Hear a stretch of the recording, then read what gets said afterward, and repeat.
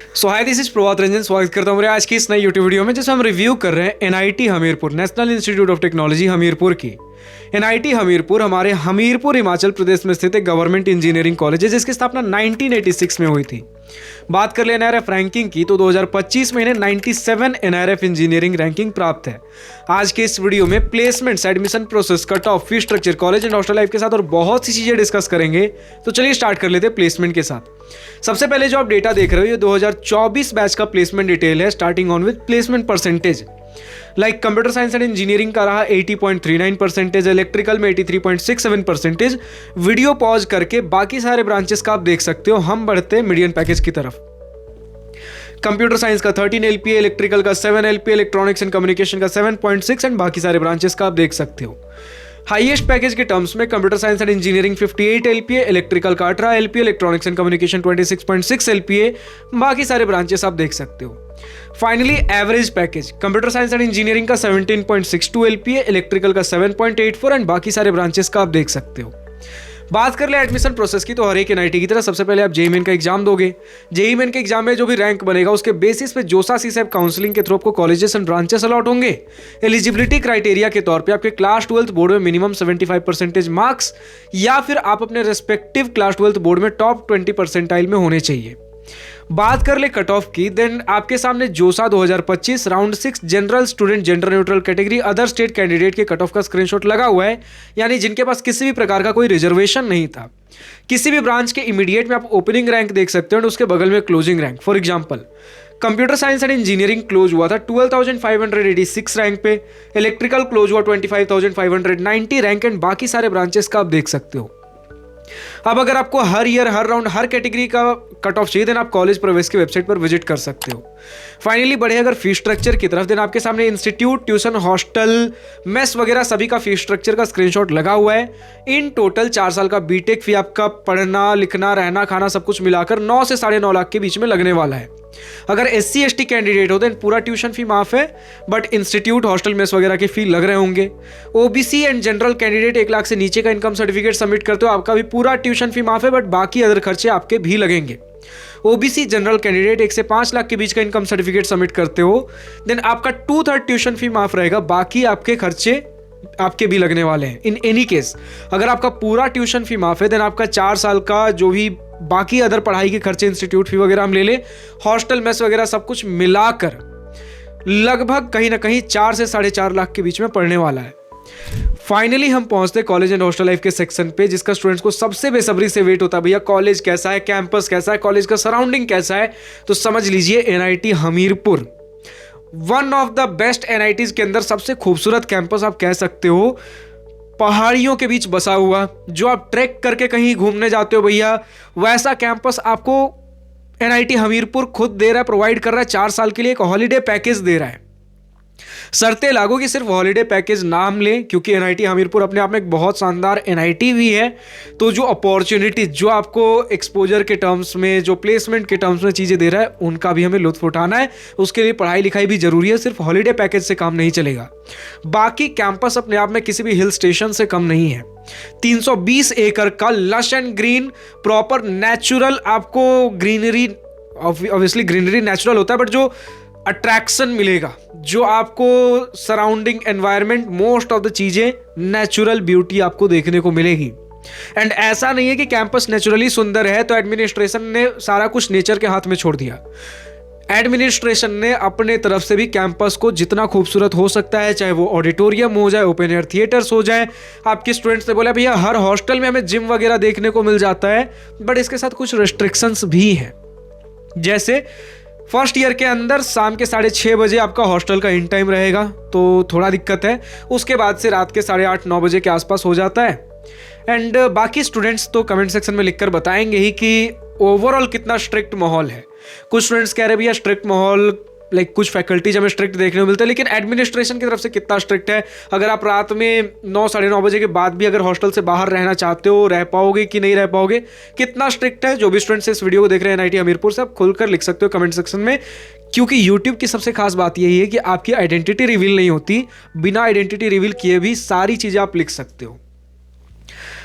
ठीक है, चलो थोड़ा हॉस्टल के बारे में बात कर लेते हैं। पहले थोड़ा एक ड्रॉबैक है हॉस्टल के टर्म्स में, जो कि स्टूडेंट्स ने सिर्फ फैक्चुअल तौर पे ही लिखा है, कुछ ऐसा उदासी नहीं झलकी मुझे स्टूडेंट्स की बातों में कि आपको बॉयज के लिए फर्स्ट ईयर में 3 to 4 सीटर रूम्स देखने को मिलेंगे, सेकंड थर्ड ईयर में 2 to 3 सीटर रूम्स, एक रूम में 2 या 3 लोग रहोगे, फर्स्ट ईयर के अंदर 3 से 4 लोग, और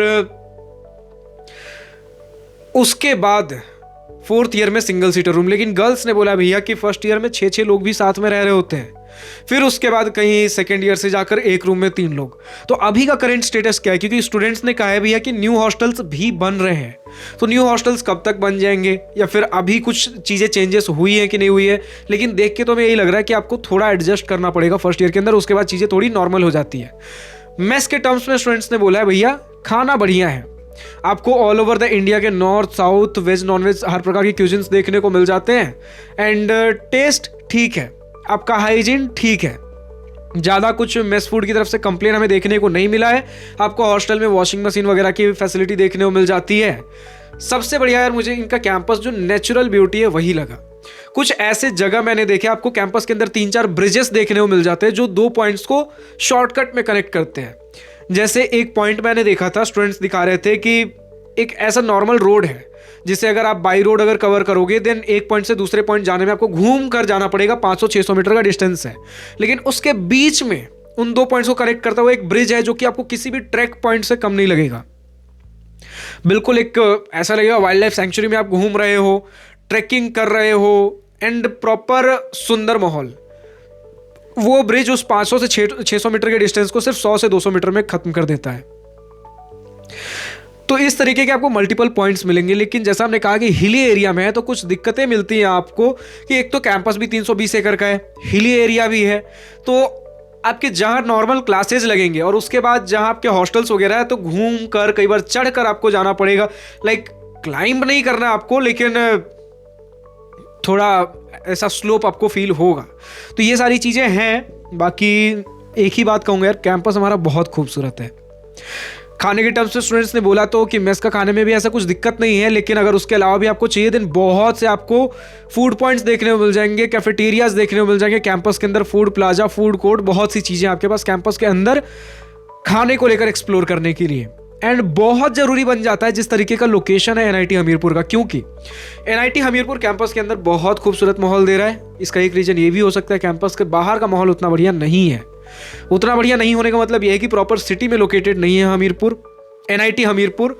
आपको स्टूडेंट्स ने बोला कि थोड़े बहुत मार्केट्स नियर बाई प्लेसेज पे हैं, लेकिन अगर कुछ मेन, अगर कुछ मतलब बड़ा, अगर कुछ काम करना हो, कुछ बड़ा सामान कुछ ऐसा लेना हो, मतलब कुछ बड़ा काम हो, देन आप कह सकते हो लोग चंडीगढ़, जो कि लगभग कैंपस से 150 किलोमीटर की दूरी पे है, तो चंडीगढ़ स्टूडेंट्स का आना जाना होता है किसी मेजर काम के लिए। बाकी यूजुअल चीज़ें आपको आसपास में मिल जाएंगी एंड कैंपस अपने आप में अच्छा है। कैंपस के अंदर ही आप घूम फिर सकते हो, लेकिन अगर कैंपस से दूर में भी अगर बात करें तो 150 किलोमीटर पे चंडीगढ़ हो गया। लगभग 80 किलोमीटर पे आपको देखने को मिलेगा महाराणा प्रताप सागर, जो कि अपने आप में एक बहुत बड़ा मैनमेड रिजर्वायर, डैम, लेक जो कहना कह सकते हो। एक डैम बनाया गया है, एक रिवर का नाम मुझे एग्जैक्टली अभी याद नहीं आ रहा, लेकिन उस रिवर पे एक डैम बनाकर, एग्जैक्टली अगर मैं देख लूं,